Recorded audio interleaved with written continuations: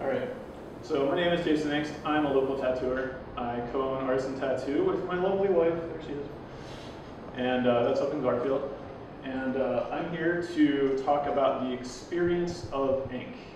And I'm not trying to say I'm here to talk about ink specifically, because to me, the idea of ink, as I understand it, I've been tattooing for like 17 years, and as I understand it, it's a lot more of an experiential thing. It's a long-winded, there's a lot going on contained within the substance of ink. So I want to talk about the experience of ink.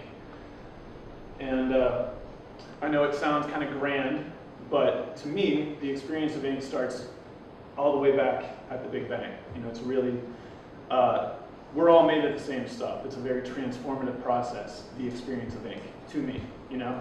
So, one second. I'm a little nervous. I'm going to keep looking over here for the first part of the talk. It's okay. Right. So I feel like this experience of ink and this transformation of star stuff into elements, into us, into the planet, into everything that we know and understand is kind of punctuated, this quest, with ink very well presently in our culture right now, you know? So that's going to be my focus through the course of this talk, is that punctuation and the way that ink can really, again, be transformative. It can help us express, embellish, and communicate. I mean, it does everything, like Nathan said. It's just, you know, there's a lot of people that use ink, you know, but for me, again, I feel like it's more of an experience, and it's more of a transformative experience that gets sort of wrapped up in this shamanic quality that I feel tattooing holds in the modern day, you know. Even, I know, it's tattooing, it's not the biggest deal, and it's, you know, whatever, you get drunk, you wake up the next morning, you get a tattoo with your friend, you regret it 10 years later, you get lasered off, you get another tattoo, I don't know. But, you know, I know it doesn't really carry that much weight to most people, but there are a lot of people that use it in a very ritualistic fashion across the planet and globe. And even now, in this modern time, right here, even in this city, there's these extremely transformative processes that happen through tattoo with ink.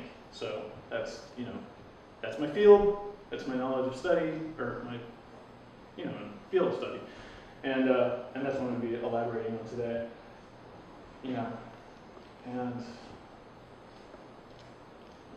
right.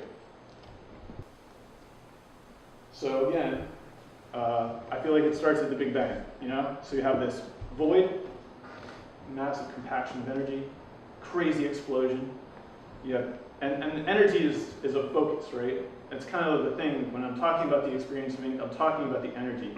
I'm talking about this like electrical current and force that caused like protons, neutrons, and ions to all arrange themselves in like 106 particular ways that are the elements that we understand. And those things are floating out in space, you know, this massive, endless void that we don't understand, and they're moving fucking super fast, it's crazy.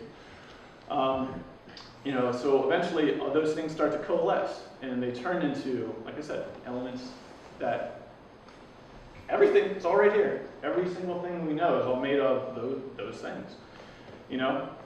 And particularly, oh wait, shit, I'm supposed to be doing this. All right, so this is where we're at actually. Woo, worked out. All right, so you know we have gas clouds, and those gas clouds are made of things, and those things are the elements. And look at them, they're colored. Those are the colors of pigment that we use on a daily. Like there they are, right? And they're those elements. That's what they are, you know. And we're going to talk a little bit more about the way that those elements are carried and transferred through ink, pigment, paint, all that kind of stuff a little bit later. But I feel like this this like cosmic kaleidoscope is like super, super interesting. To me, this is it. You know, I wake up every day and I think about like crazy sci-fi stuff, and I think about that, because that's really cool. And that, look at that, it's freaking awesome. You know, like it's energetic and it's moving, and we have no idea how or why, but it's happening. And I just love that. All right, so yeah, back up a little. So again, those clouds, those cool gassy nebulas, that stuff, or gets turned into pigment, gets put in all different kinds of carriers. One of those carriers is tattooing. That's why I'm here. But that's so cool, you know? That started in the middle of nowhere for no reason. We have no understanding why, but eventually it coalesced and did that, right? And it also did this, planet formation, you know? And then you get us and you get everything, right? And there's a tattoo I did of planets. Cool.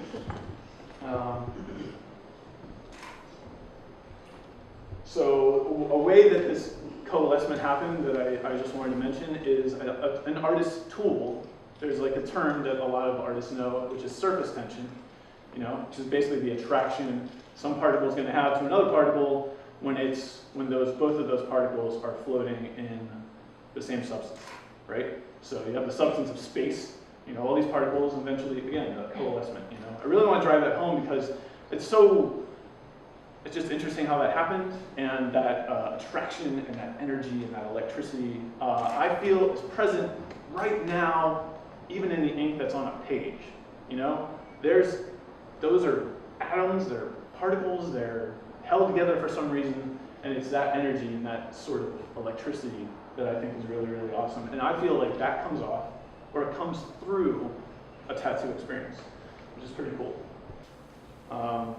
And then in an even more perfect storm of evolution, you know, eventually you get hominids walking around, doing their thing, you know. They get into a cave and they find like a pile of ore or something, a powder, you know, it's colorful, they're attracted to it. And that's another thing, it's attraction. This is all about the attraction of particles and again, coalescing, right? But that attraction it's visual too, you know? We see red and we think something, we see blue and we feel something, you know? And we just want to grab it and do something with it. You know, so you have early man and woman and whoever else, you know, grabbing these things and painting themselves and painting the walls and making art and discovering language and expression in a very rudimentary primal form, but like that's what that is, you know. Even if you're just like put two gigantic stripes down your body in whatever color, you know, and you walk around, I got stripes, nothing else, you know. People are gonna be like, "Whoa, you're different. What are you saying there? What's going on? That's not what okay, I'm not used to that, and now I have to think about it, and then, you know, maybe that's why we think thoughts. I don't know. You know, either way, it's this, you know, so eventually, and two, you know, so you get from the painting to being like, I want more. I want a more transformative process. I want to put this shit in my skin, right? And that happens. And it happens at my tattoo shop every day.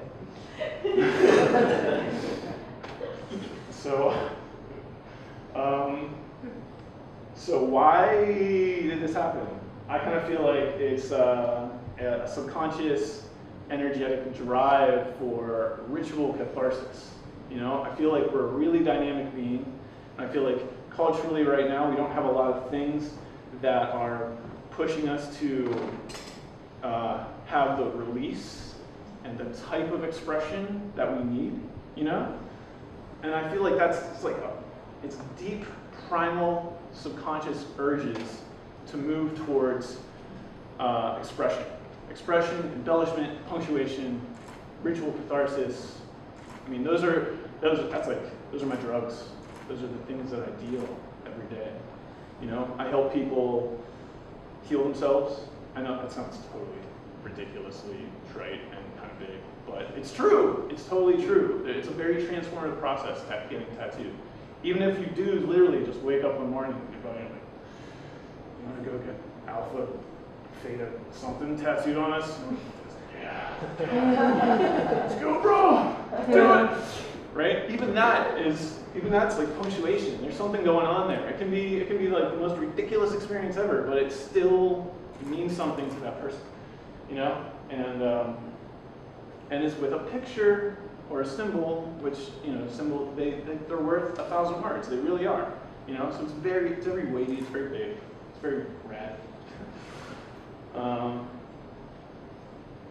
So I'm going to jump forward in evolution a little bit to more of the modern day. You know, the oldest carbon-dated tattoos that we know of, therefore being the oldest carbon-dated ritualistic transformative experiences, are about 8,000 years old right now. You know, they're every day they're like discovering new things and finding new burial sites and coming up on these new numbers. You know, but right now I know, scientifically proven, tattooing started 8,000 years ago. Right? That's pretty nuts. That's awesome. It's just huge.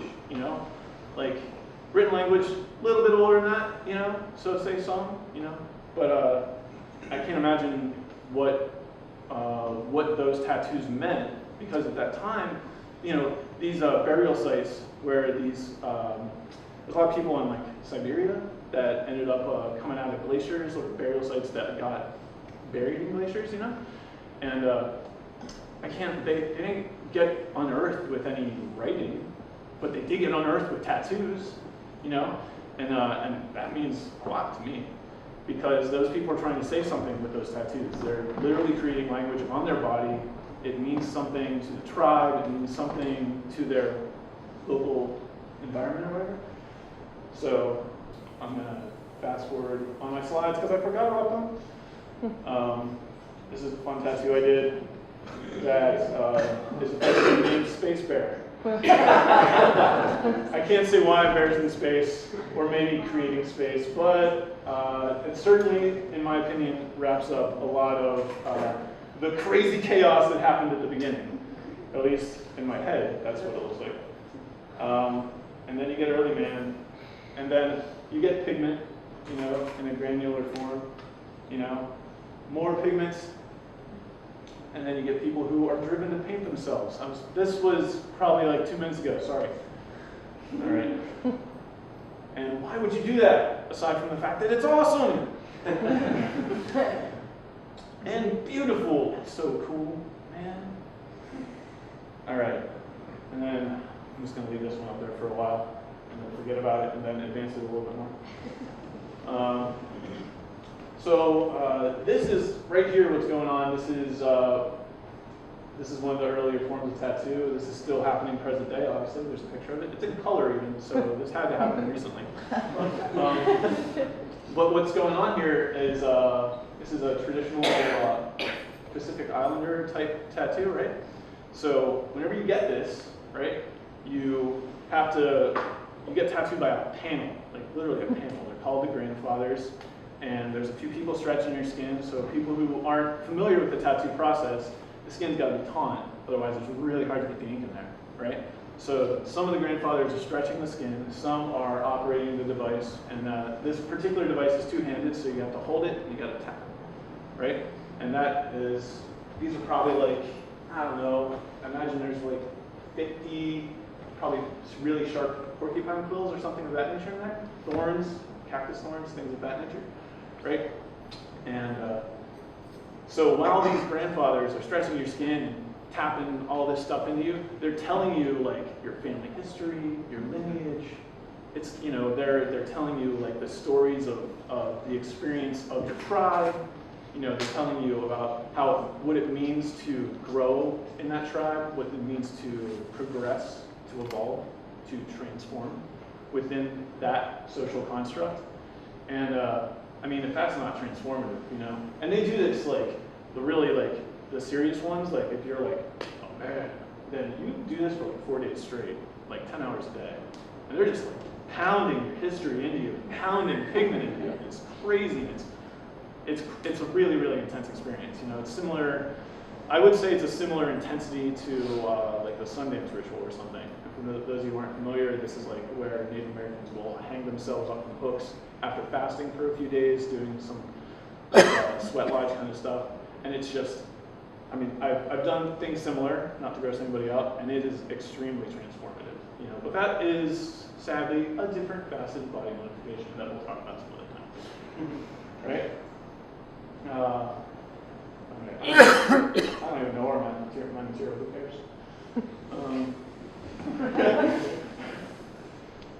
So I guess that leads me to, yeah, let's go through some more slides, everyone. Let's do some more slides. All right. Here's a slightly different tribal and sort of early existent version of tattoo application. Again, we've got tapping, slightly different mechanism. You know, you get slightly different results. But I mean, that's cool, really cool. You know, and these are just transformative experiences. You know, the Maori people, in a similar way to other islander cultures, they wear a story on their face. So do I, actually. I don't know if you know. Okay. Yeah. So again, this is family lineage. This is history, right? And the stuff on my face is actually family lineage and history, I guess, in a way. But of course, we're talking, you know, I consider myself a neo-shaman, or a you know, sort of a newer type of thing. So my family history is envisioned in a slightly different way, but it's still, you know, it's just as intense an experience. And I just love Maori tattooing. It's so cool. And I think I'm gonna leave this lady up there for a while. She's really cool. All right. And again, all these marks, they all mean something within that tribe, within that cultural construct. It is a form of expression. You know, no one gets the exact same ones. You get them in different places for different reasons, and that's up to the shaman. That's up to the person who's doing the work, right? They talk to you, they read you, they figure you out, and then they alter the placement of these things to resonate with who you are within that cultural construct. And that's kind of, interestingly enough, what I do and what all tattooers do. And even if they're not consciously doing it, even if they're not pushing for that, even if that's not like their jam, that's still what they're doing, because you know, you have a gut reaction to somebody, no matter what. I mean, I don't care who you are, you're going to have a reaction to a stimuli. You know, a person coming into your life and you altering a person's life, that's a pretty big stimuli, right? So you have your initial contact, you know, with the person, and you get a gut feeling, and that kind of gets channeled through the art, and it gets, you know, why is it channeled? It's channeled because of energy, you know, and that energy, again, it's the thing that's holding everything together, you know. A little side note, I like practice or study the Buddha Dharma. I don't want to say I'm a Buddhist because, well, I'm not a Buddhist monk. You know, if you say you're a Buddhist, you're a Buddhist monk, and I'm not a Buddhist monk. But I do study the Buddha Dharma, and one of the beautiful things about that is that the whole idea behind it is that we are all the same stuff, right?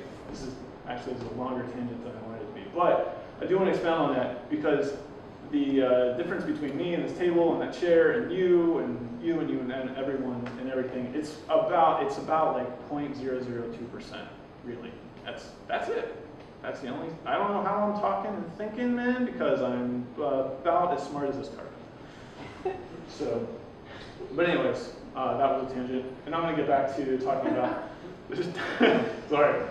I'm going to get back to talking about the tattoo experience. And the tattoo experience goes this way for me right now in the modern day. And that is, I have an initial contact with somebody, and I get a gut feeling about them. I get a gut feeling with their idea, and I get like a little boop flash in my head of like, oh, this is the art that this person's supposed to have, you know? And sometimes, all the time actually, I'll have a consult with somebody, and I'll get that initial gut feeling, and I'll jot it down in this tiny little thumbnail that looks like absolute crap, and I will usually do that thumbnail over and over and over and over again. And what will I do? I'll always go back to the first one. I don't know why I even do it. So I always go with my gut reaction, and I just kind of, you know, that's just how I roll, you know.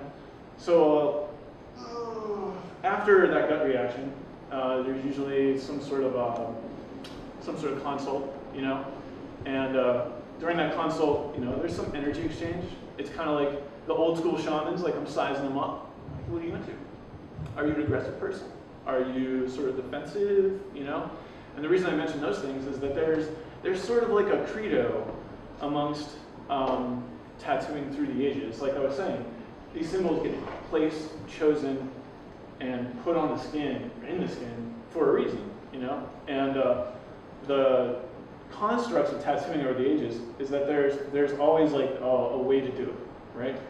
So I'm going to expound just a moment on traditional Japanese tattooing, which I'm not covering in my slides, but I think is really, really cool, and it kind of resonates with what I'm talking about. So you go and you're like a blank canvas, and you go to this master, a tattoo master, and you're like, I want a bodysuit. And they're like, cool, all right. Sometimes they just talk to you for like a day, and then they're like, all right, I'll see you next Tuesday. And you don't tell them what you want. You don't tell them where you want it. You know, you maybe talk about like the limitations that you're like really freaked out about as far as like size and scale and things of that nature. But really, you don't talk about content. You don't talk about any of that stuff, because they have a master of traditional Japanese tattooing. They have a reason to put every single image every single week. You know, they have it all laid out. You know, a koi fish goes up if you're aggressive. It goes down if you're passive. And the water flows a certain direction if you've experienced a lot of turbulence in your life. You know, and they have so many deities, like 3,000 or something like that. You get the deity that suits your situation, suits what you're trying to do. You know, so you don't ever mention any of that stuff. You're just like, I want a tattoo, and they're like, cool, it's gonna, all right, sweet, see ya. You know, and as much as like the consultation that I have with people really, really means a lot, really matters. It's kind of the same thing, you know. Like I feel like most of the work's accomplished in about the first 35 seconds. They sit down, they say, I had this thing going on. Oh, sorry, I'm stepping in front of the mic. They sit down, they say, I have this thing going on, and like you get little boops, boop, boop, boop, boop. There's, you know, I just figure, okay, this is what this person needs. This is how me and this person are going to work together. This is why we're going to work together. And then the process continues. And then I kind of go for art referencing at that point, you know. So I have my initial consultation. I feel the energy between us, you know. It's like the force. Almost all my tattoos that I do they're sort of post-industrial in nature, you know, because as far as dialogues go, that's like my dialogue all the way, you know. And I would consider, if I was going to be like, give myself some like real ridiculous name, I'd be like, I'm like a post-industrial neo-shaman dude. Yeah, because I was born outside of Pittsburgh. I've been raised within the view of steel mills my entire existence. Watching those collapse is really, I think, what formed a lot of the aesthetic that I use in my art. And that collapse is definitely what sort of made me the person I am. You know. But anyways, art referencing, really cool. I do a lot of research. I research the living crap out of my tattoos. I look up so much stuff. It's pretty amazing, you know. I'm not truly academic at all. Never did any formal education or anything. But man, the amount of referencing I have to do for tattoos has taught me so much. And I know that's like definitely a side point, but it's really, really interesting to me because it's a part of the transformative nature of ink through tattoo, right? So like I'm getting changed, the person's getting changed, everyone's getting changed. You know, all the people that look at that person forever are changed by the stuff that's on them, because then suddenly the way that they interact with everyone is different. Trust me, I know this for sure. Very aware of it. So then, you know, and then after all that, art gets generated, first experience, put the art on, start going, and it can be a myriad of things. It can be healing, it can be just story time. It can be the generation of a dialogue of commentary that alters both me and the person, you know? And it all, of course, happens because of that energy that's holding everything together and holding me and this person in the same experience at the moment, you know? And that's pretty amazing. It's very bonding. And And there are, of course, other reasons. I know I'm making this seem like really big, but you can just get tattooed for fun. Know that all of this is happening at the same time, but you can. At that point, I'm just kind of like going to get into some technical stuff, and then I'm going to reel it back into the real point. So I've been talking a lot about the way that I approach, and for those, I don't know if everyone here has been tattooed. I'm just going to talk briefly about it. It is a rather intense experience. There's needles. There's machines that are loud sometimes they're quiet, But you do have to open up holes, and the ink falls in the holes. You don't really push it in, you don't inject it. It just, you open up holes and the ink falls in. It's a really tricky trade, and one of the reasons it's tricky is that the coalescement that we were talking about earlier, another tattoo, cool, all right. I'm gonna try and keep using this slide thing.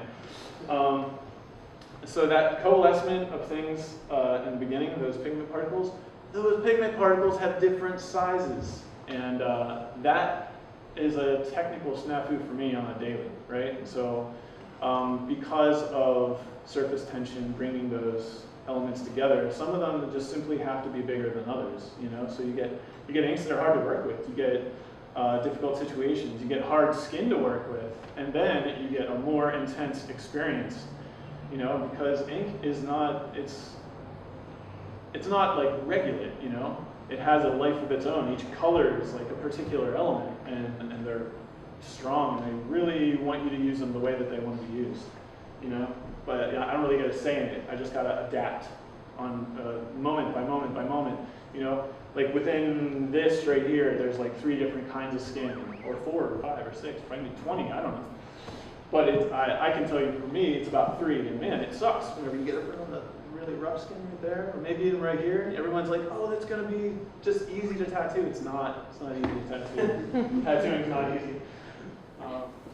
And part of that transformation is really long sessions, right? So we don't have access to these shamans, our priests of the day are not really into tattoos at all. The people that are leading us in our spiritual and religious quests right now, aren't acknowledging the ritualistic side of humanity. There's a lot of places where you can go, and this stuff is still happening, and it still means a whole lot. And again, it doesn't have to mean a lot, but it's cool. But I really, I think, I do long sessions. I do really long sessions, like 8, 10, 12. The longest I've tattooed somebody so far is 14 hours straight. And let me tell you, we were transformed. We were really transformed at the end of that. I was a tired blob of a person. That person was a tired blob of a person with a lot more blood involved. But it's pretty amazing, And I feel like no matter what, even if I was tattooing like Bart Simpson jumping into a volcano with a parachute down like this guy's butt, it would still be transformative. That might even be way more transformative, frankly. Oh yeah, so check it out. I'm talking about me tattooing. There's me tattooing. Oh, sorry about. Oh wait, it doesn't say that over there. Awesome. So yeah, this is me doing a tattoo on my best friend, actually, one of my best friends, and this is a very transformative experience right here. That's intense. That's a lot to handle. Neck. This is a touchy area for people. But that forever brought us closer. We are, he's tattooed me, I've tattooed him, and it's just. I just can't stress this enough that there's this energy that binds us together, and it comes through in these ritualistic experiences. And tattooing is a really, really good way for that to happen. Yeah, I'm kind of running out of material, and I'm really bad at this, so I'm just going to start talking a little bit more about the transformative nature of tattoo. I think I have more slides. Yeah, I'll have some more slides. I threw this one in there because this is about ink, and ink is in books, and this lady is reading a book. That's the only reason this is here. I'm not talking about reading today. I'm really quite bad at it. I don't have time to do it. I do make art on the daily using ink, but I'm really bad at reading. But I thought that was a cool picture. And, oh yeah, cool. All right. And here we have, you know what, actually, I'm going to talk about this. This is a transformative process that is really, really intense. So I've been, on a pretty esoteric or ethereal tip until at this point. Right now I'm going to talk about physical, real-world story time. All right. This is my friend Amanda, or this is my friend Amanda's arm, actually. Amanda has vitiligo. She is losing the pigment in her body in splotches slowly over the course of her life, right? And in fact, this spot right here, okay, you see this slight variation in tone, right? As I was doing this tattoo, she lost some more pigment. She actually lost a shit ton. There's a whole bunch up here she lost as well, right?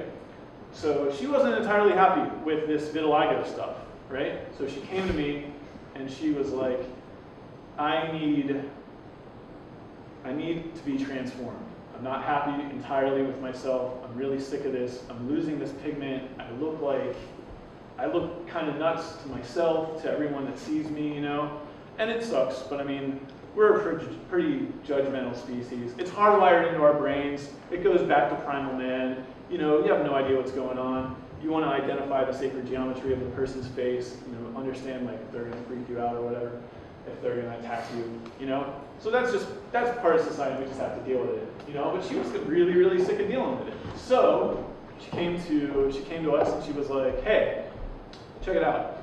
I want to transform my entire body. I just want the whole entire thing. I want you to cover every part of my body in tattoo.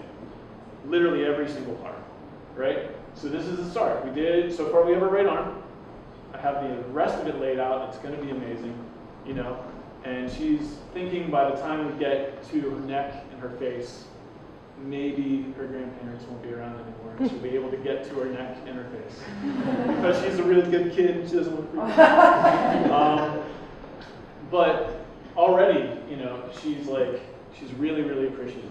She's like, you are changing me. You are making me able to represent myself in public more how I want to, And our initial consultation was rather brief. It was only like half an hour, But we vibed off each other. She came in, she was like, I want to represent transformation. I want to represent a lack of control. I want to be based in science fiction, and that's it. Oh, and then she was also like, and I would like an aquatic theme on the lower half, so because of the black swan turning into the white swan, that sort of thing, And that was it. Those are the only constructs she gave me, and I made this crazy story. We wrote this thing, with the way that we were vibing off each other, and this is part of it, So to briefly explain, and then I'm gonna get the hell out of the way and let Nathan do a little bit more talking. But to briefly explain, this is going to be the head of sort of a tri-headed cosmic priestess kind of puppet mastery being that's going to be controlling a lot of different things that interact with Amanda's body. And one of those things is this skeleton where the head's going to be on her arm, but the body's going to be on her leg. And it's taking up the entire canvas, And I was very, very excited about this because this was the first time I got to experience that sort of traditional Japanese mastership approach, And luckily, I got to experience it in my own way. I got to experience it with the dialogue of the culture that I know, which is right now here in Pittsburgh, and focus that. Luckily, we both have very similar interests. Otherwise it might not have worked out. If she wasn't like super into science fiction, I wasn't super into science fiction. I don't know if this would have turned out nearly as cool or even happened. But this, to me, really represents the ultimate transformative nature of tattoo. Ink in the skin, on a page, in a painting. It's all the same stuff. It's carried differently, but it's very transformative. It is an experience, and it's pretty rare. That's really all I gotta say.